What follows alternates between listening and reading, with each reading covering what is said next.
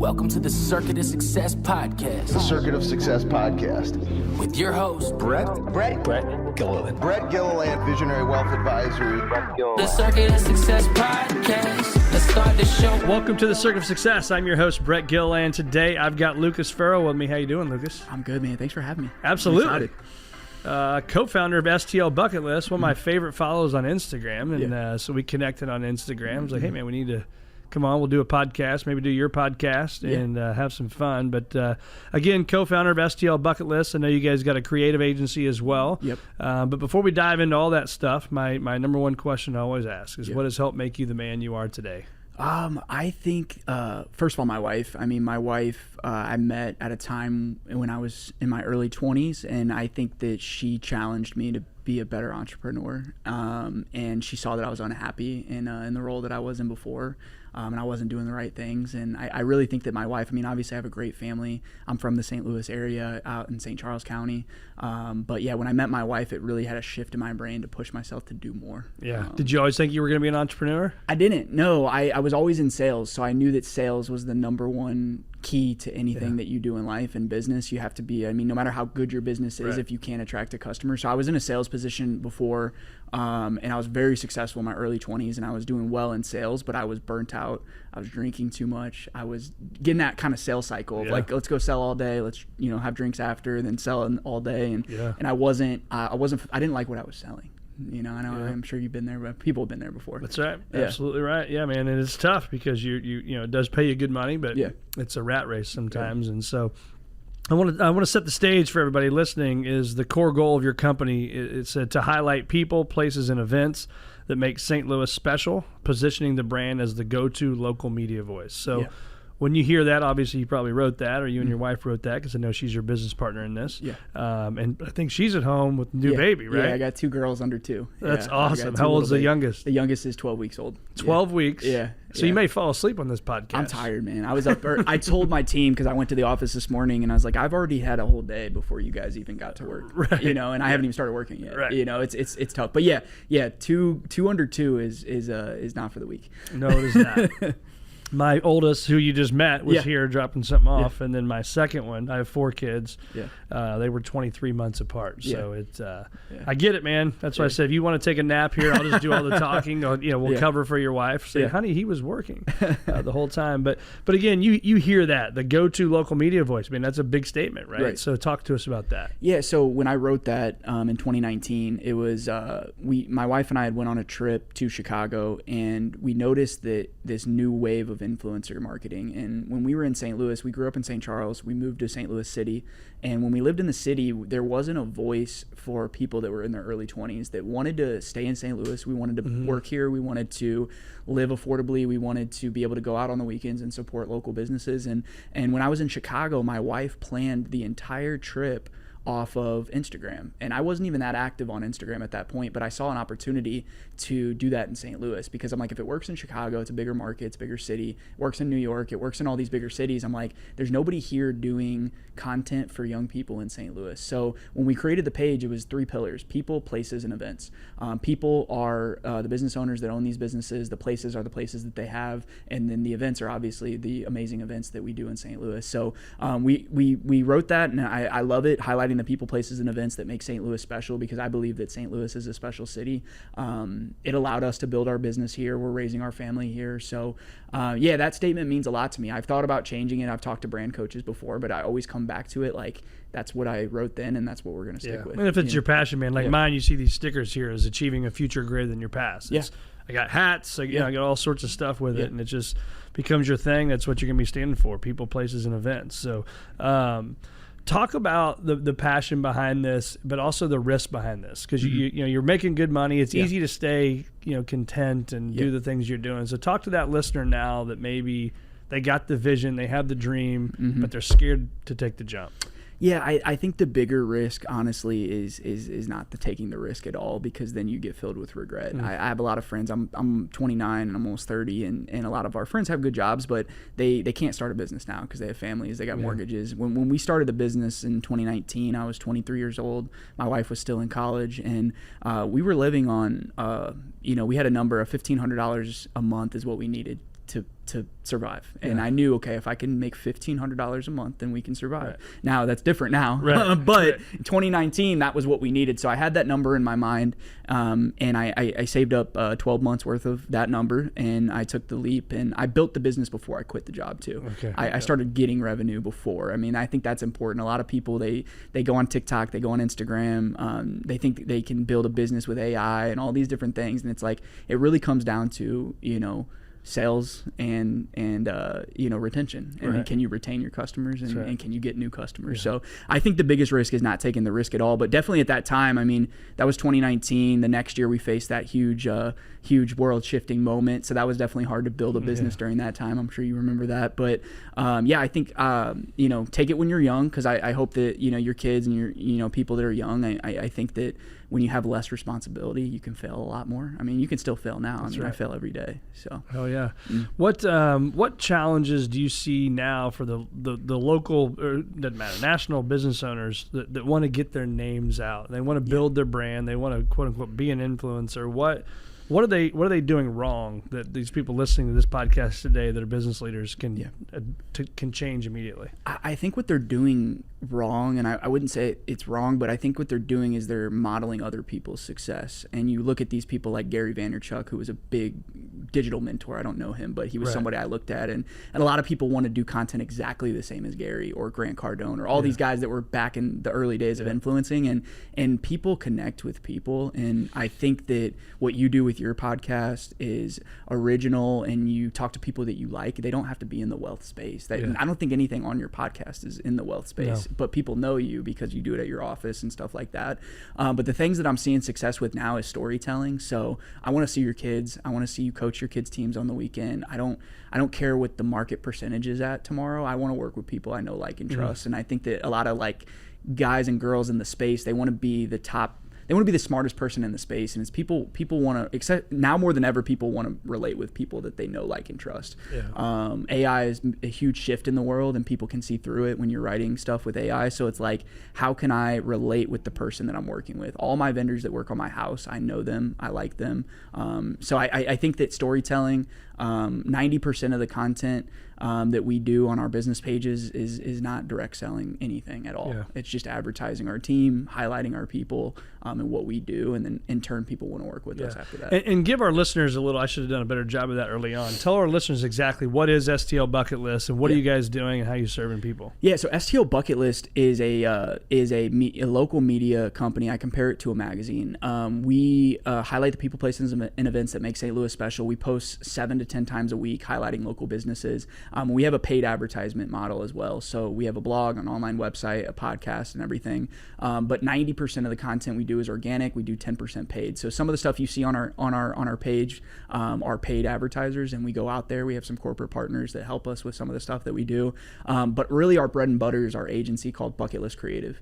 So the agency itself, we have a team of 10 people based all in St. Louis, and we help small businesses in the hospitality space, the construction space, and the healthcare space really scale through social media. So similar to what we're doing today, we produce podcasts for people. We help them with content creation, and then we post it for them, because we know if we send you the content, it might not get posted. So we're going to have to post it for you. And then we also run digital ads and build websites as well. So it's a full service digital agency. Got it. Makes sense. And so your passion behind that, again, is then the people, what do we need to be doing as the 47-year-old guy, right, that didn't grow up with social media? What do business leaders need to be doing now that we weren't doing before? I think every business owner should make a budget to hire a social media coordinator, manager / content creator for every business. I think every business that's doing over $1 million a year should have a social media content creator in the office. Right when I walked in here, he was filming. That type of content is important. And nice work. He get was attention, filming, STL. Yeah, get attention. Let's go.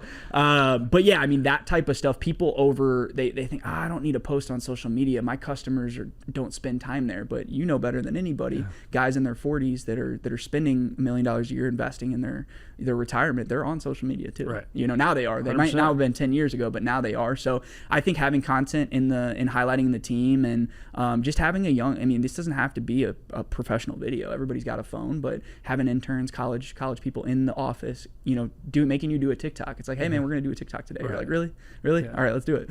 They try to get me to do that stuff. I'm not very good at it. I'm good at doing like podcasts and shadowing other people. But maybe I should get on the TikTok stuff. So, when did you know it was going to be more than a side project and become, again, I think an entrepreneur, there's also massive passion in this stuff too, right? Yeah. So when did you know that? Yeah, I was, it probably wasn't until 2 years. So 2021, I was still working, freelancing and contracting for other businesses in sales and also in digital. When I realized it was going to be a sustainable business was when we built a following enough to where people came to us for advice on social media. And that's when we really doubled down on the agency. We hired experts in every part of it, and the agency allows us to do what we do with STL Bucket List, just like your business allows you to do this podcast. We have retainers with local businesses, and that allows us to help fund a staff that allows us to do the fun content. But yeah, I mean, it was about 2 years. I didn't pay myself for 3 years. I just lived off the business and didn't pay myself a salary. So until 3 years is when I put myself on a salary. It was $36,000 a year. I mean, that wasn't that much money. Right. And then I had kids and got married, and I needed a little bit more than that. So it's time to start paying some bills here, honey. Yeah. What's do you think of all the interviews you've done and the people you've been around and the stories and the businesses you've seen in St. Louis? What's the most unexpected one, but also then the most inspiring one? Yeah, I mean, my favorite interview we've ever had was with Nikki Glazer. Her story is so interesting. She's in her 40s now, and she's now just becoming successful. Yeah. She was able to survive as a comedian, but now if you see her hosting the shows, we had her on right before the Tom Brady roast. Once she did the Tom Brady roast, she like went into the stratosphere. Yeah. I mean, that thing on Netflix, and then now she's hosting the all these Golden Globes and all these different things. And but that was 20 years of work. To get there, overnight success. And right? On the podcast, she talked about depression, and she doesn't have kids, and she doesn't have the same life as all these other women that are her age. And people just think that these things are glamorous. So I learned a lot from that, the vulnerability that some of those people had. Another podcast that sticks out to me is somebody you had on here, Maxine Clark. I mean, her story from nothing to a multi-million-dollar brand, and now what she's using that money for in the Del Mar Maker District and rebuilding that city. Like, she could just retire. But she's not stopping. And I think that a lot of entrepreneurs share that same quality. Although we delegate tasks, we still build, and that's the best part is building. Yep. So talk about the fun that you're having, because I think for me, my business partner Tim Hammett and I talk about this all the time. If we're not having fun, man, then what the hell are we doing? Yeah. But so you get to have fun, and you see the posts, and you're going to all these cool businesses. Talk about that and the excitement of fun in your work and what you're doing. Yeah, I mean, I think that what I love most about my job, I just posted something this morning, is like, I love my job. Here's a day in the life. And the day was 12 hours. I mean, I got up at 5 with my kids, and then I went and recorded a podcast. Then I went and filmed a local feature at a new apartment building. I think the fun is incredible. I mean, me as a person, I'm probably only at my desk for 8 hours a week. Which sometimes really hurts because I got to get some stuff done. But those other 40 hours a week, I'm in the field meeting local business owners. And a lot of these local business owners, we single-handedly changed the trajectory of their business with one post on Instagram. There was a local vintage shop on Cherokee Street, amazing little craft district in St. Louis. We did a video for her, and she messaged us back, and she said, "You guys saved my business." I had 100 new customers come, and that was able to get me that next year of lease rent. And those are little things, but not little to them, but they're little to us because it took us an hour to go film the video. So that type of stuff. I mean, I got to go throw out the first pitch at the Cardinals game off what we did on Instagram. It's like, I was a huge Cardinals fan. I wanted to be an MLB player when I was growing up. And then when I got to tell my dad that I'm throwing out the first pitch, he never understood what social media was. He doesn't even know what he's like, I still know what my son I does made them for an a account, and they follow just our account. So it's like it's an egg account. They don't have any followers. And now they see the stuff we're doing. But like for about 5 years, he's like, okay, so when are you going to go get a real job? It's like, son, it's time to have a job. And he's a contractor. So he's a union guy. He's like working, that's real money. Yeah, right. working hard, and he's like, my son does something with Instagram. But then I had to show him. understand I'm like, hey, look. Like, and I opened up my QuickBooks and I was like, hey, look what we're doing. And then you kind of have to open their eyes. And I'm sure, Yeah. Well, my dad, when I was 23, I started in the insurance world. And he's like, well, what's your salary? And I'm like, well, there isn't one. Yeah. It's 100% commission. It's like, wait, you went to college and now you're going to like just work commission? I'm like, yeah. And now he's like, okay, it worked. But our parents, they're there to protect us, aren't they? What's the shift been like for you? So again, think about our listeners. They're listening. They're business leaders. They're coaches. They're whatever they're doing. Yeah. But to go from a solo person, Yeah. right, to now I got a team, right? So you got a team of 10. You got a building. All these things. What was that shift like for you? Yeah, I mean, I think it's harder now than ever to acquire talent, and I think that the young kids have so many opportunities to go work somewhere, and a lot of the jobs they don't have to work that hard to make that much money, and it's actually kind of sad because the remote work I think is killing the world. I can't stand remote work, and we do remote on Fridays, so I give them that. We do Fridays from home, but Monday through Thursday, I think. But I think that you have to provide a career path for somebody. People want more than a job. They want something that they can talk about. They want something that they can talk to their friends about that they're proud of. And we don't have the best benefits in the world, but we try our best to give our employees the best quality of life. But I think that to your question of like scaling was the hardest thing ever, because I thought that I was better than the person that I was bringing in, but in all reality I wasn't focused, and I wasn't niched down to that task. So my first hire was an account manager that just handled client relationship, and they touch base with clients every day, and although that cost me a lot of money, that freed my time up to make more money and to do things that I actually want to do. But yeah, it was hard. I mean, we pieced together contractors, freelancers, interns for a long time, and now we have 10 full-time staff members, and when you look at that monthly bill, it does look hard, but now my work is focused on doing stuff like this, expanding our name, expanding our brand. Well, I would just tell you, as a guy that's obviously a fair amount older than you, keep doing it, because I hired my first assistant after my first year in the business, and it was after my second year in business, and I had a terrible year, and I remember telling my wife I'm going to hire somebody. She's like, wait, what? And so we did, and it was one of the best decisions I've ever made. And so continually investing in those people, and I always say, if everybody that works for me, I want to be the dumbest person in the room, of course, right? And I can do that pretty easily. So I got a lot of great people that work for me. Yeah, no, absolutely. But we couldn't do what we do without them, right? Yeah. And so how do you stay connected to the heartbeat of the city of St. Louis? Yeah, so that's really easy for me. I'm on social media a lot, and for better or for worse, I wish I was on it less, but it is my job. So every day I spend at least like an hour following accounts and curating accounts that I want to follow. And one thing that's different about STL Bucket List is we don't post anything negative. You'll never see a negative piece of content on our page. On our page, we want people to follow us. You can listen to the news and watch the radio, or watch the news, listen to the radio if you want to hear negativity. So I follow accounts. I have notifications on accounts that I trust. You mentioned Rennie, guys that are telling stories in St. Louis that I think that we could also tell. So yeah, I'm on it. My team is on it. All of our team is on different platforms. So like, I'm not on TikTok and they're on TikTok. So if they see somebody that's creating cool content, we might have them come into our office and be like, hey, can you teach us something? Or can you hop on our podcast and tell us what you're doing?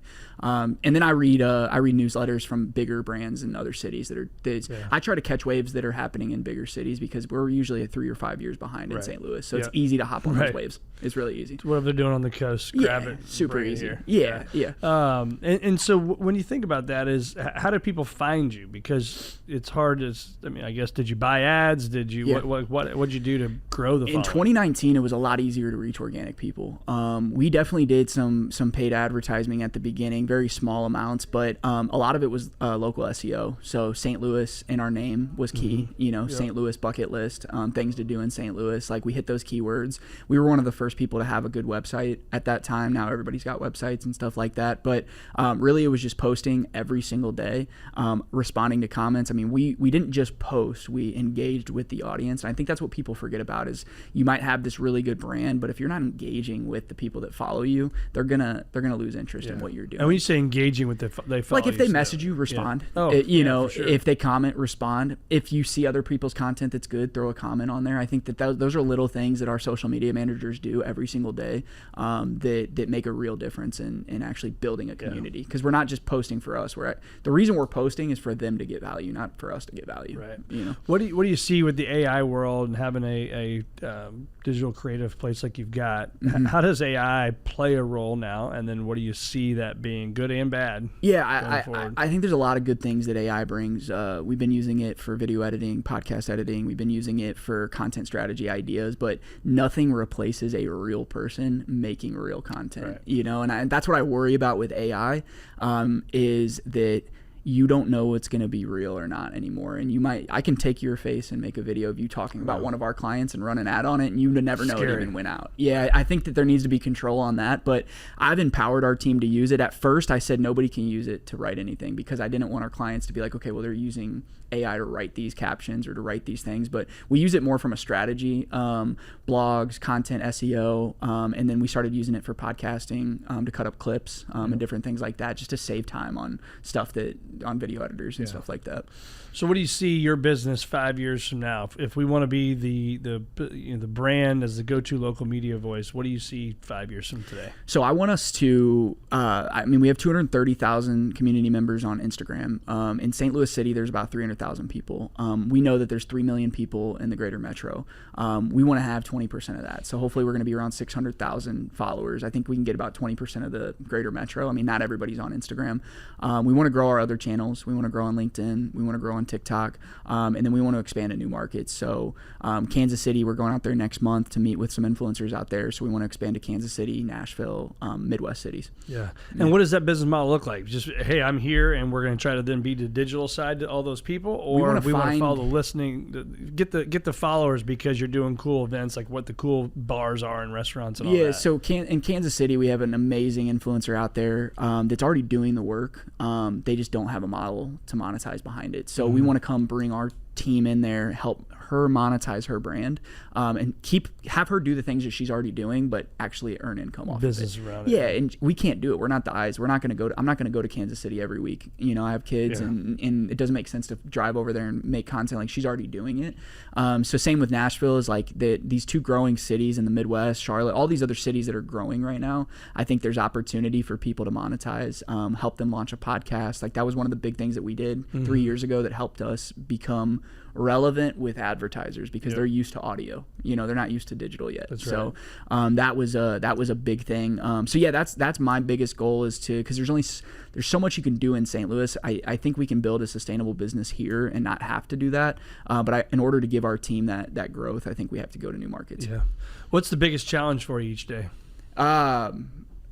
People, not only just our employees. I love all of them and they're amazing, but I think that people is always an issue. I think that's the most important thing. And then not only people, our clients. So, you know, our clients, our people in house. I think that managing personalities, and the anxiety and stress that comes with trying to please every part of the business, which is just impossible to make everybody happy in every single situation. But I think that's when I wake up is the thing that keeps me up most at night is making sure that I'm providing a career path for my people, and then also providing a return on investment for the clients. Yep.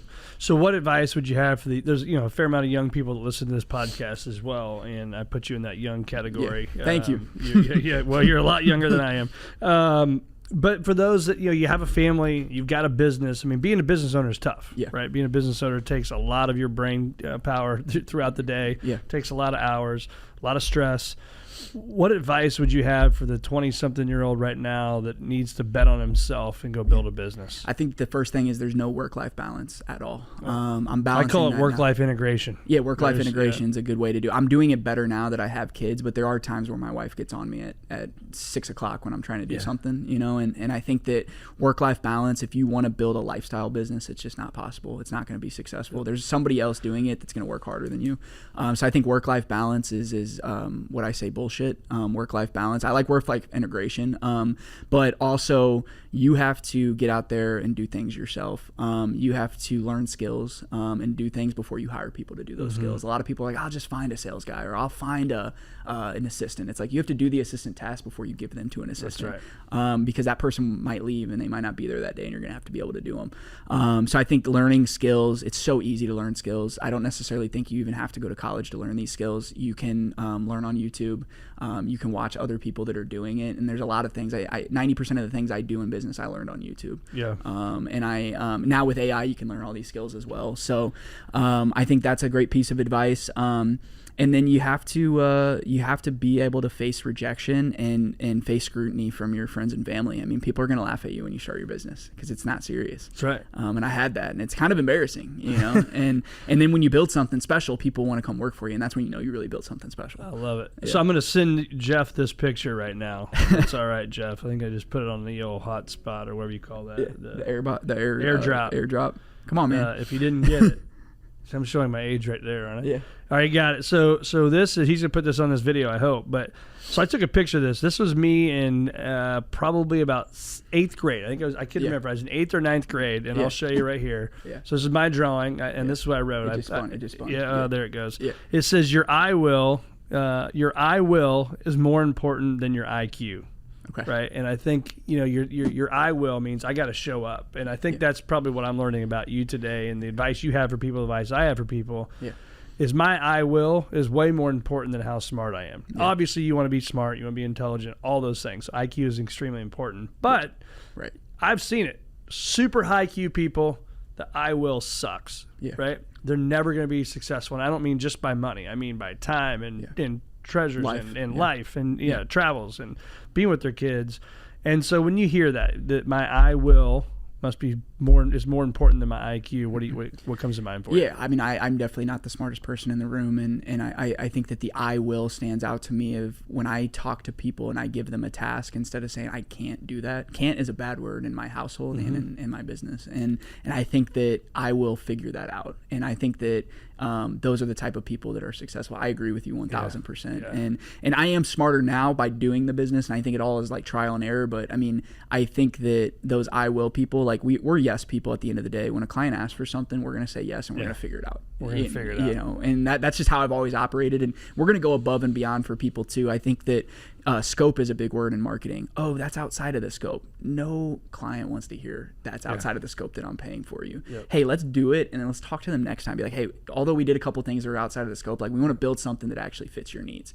Do it first, you know. And I think that it's tough, but I will. I'm big in affirmations. I'm big in the law of attraction. I manifest a lot of the things that I want. I wanted a family. I wanted all these things, and I think positive self-talk is part of that. I will. You know, telling yourself that I will. 100%. Yeah. It's funny you said I can't is a bad word in your family. And so I think it was my second son one time was struggling. You haven't gotten there yet because they're little, but he couldn't get his seatbelt on. Yeah. He's like, I can't do it.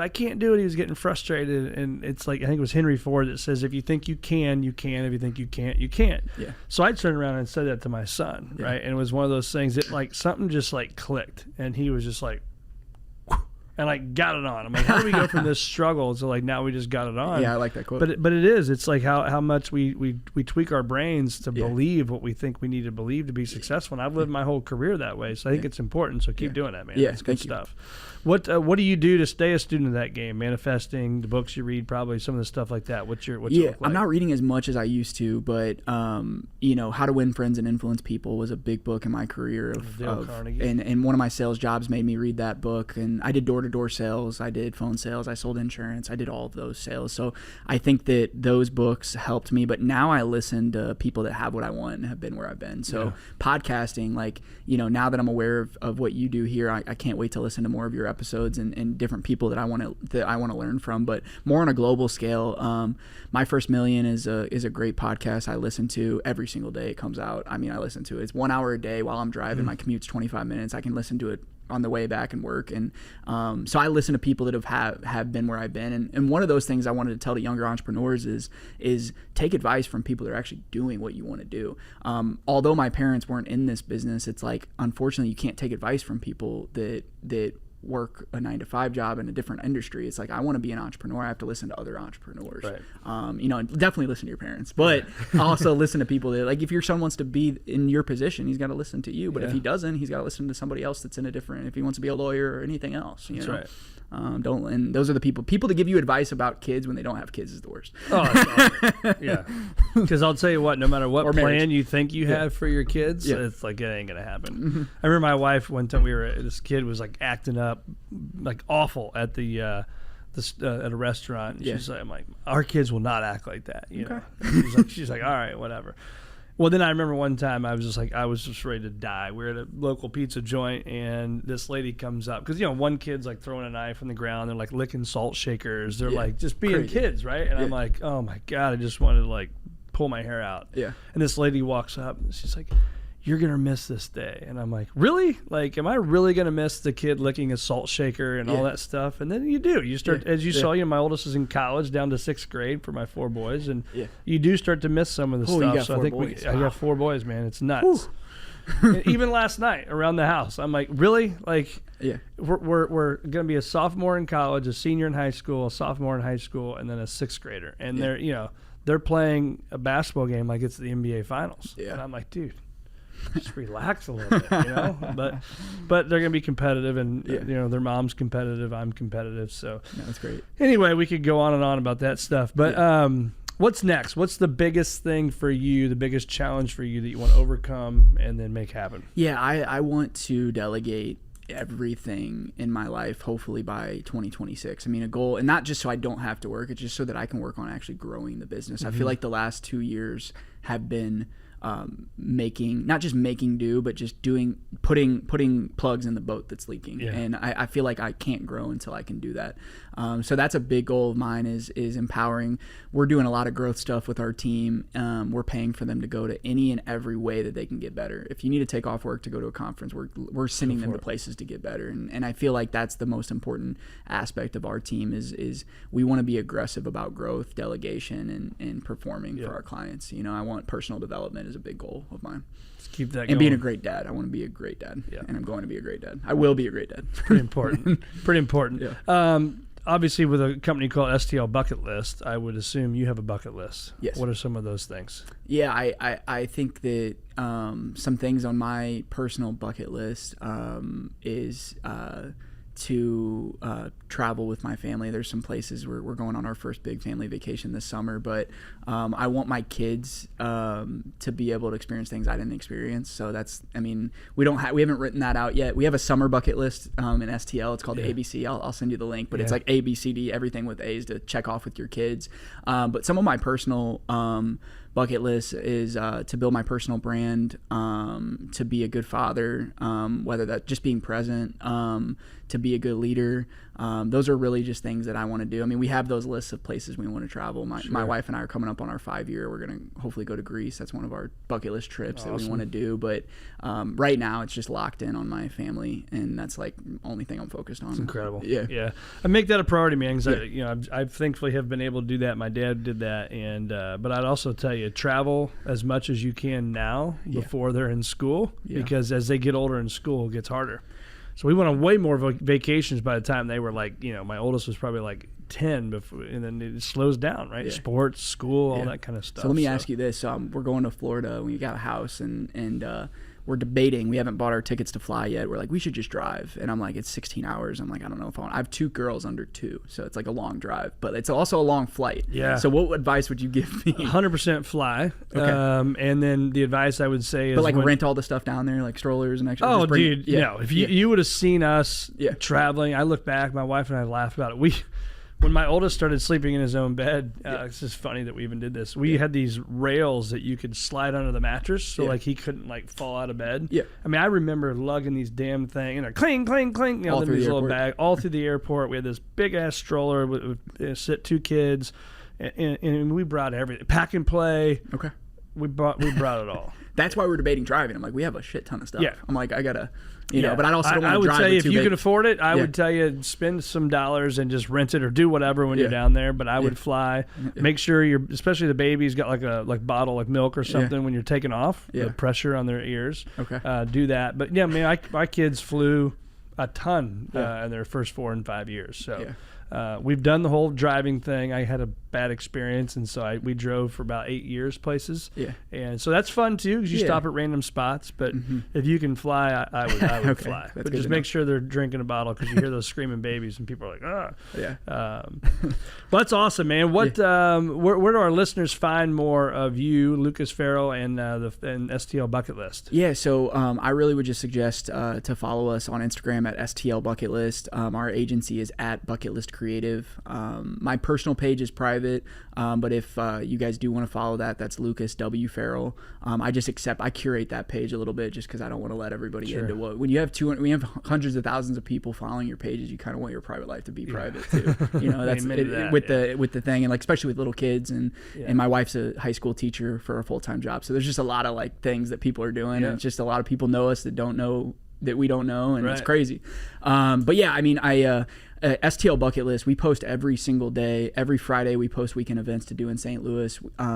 Every Monday we post new restaurants to visit. So like if you live in St. Louis, there's no reason you shouldn't follow STL Bucket List to just stay in the know with what's going on in your city. Amen to that, man. That's how I found you. You guys got great stuff. So Lucas, thanks so much for being on the Circuit of Success, man. It's been awesome. Hey, thanks for having me, man. This was awesome. It's cool to be on the other side. I have one question to end with you. Let's do it.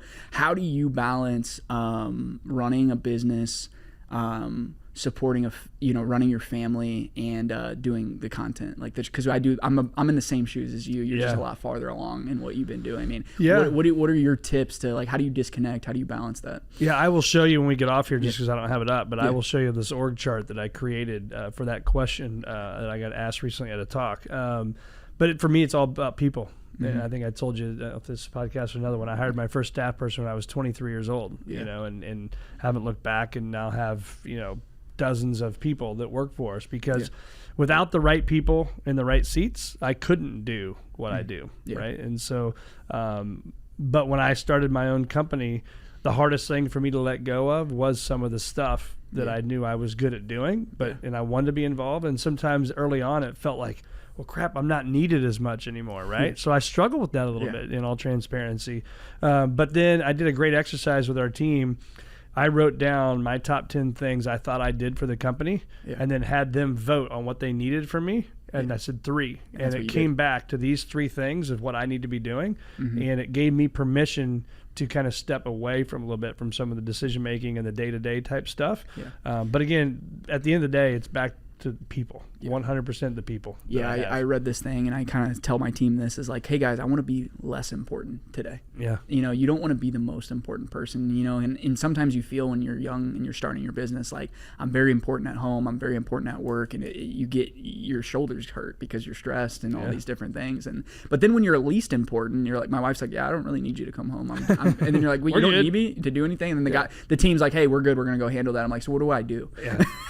Then you feel continue building on that and just trust the process. And I thought too, people, if people could do it 80% as good as what you thought you were, then you were golden. The reality is they're doing it 105, 110% better than you. That's true. So just keep trusting that, and look at that as an investment, not an expense. That's the best thing. So cool. Well, awesome, man. Well, thanks for being with me. Absolutely. We'll see you guys.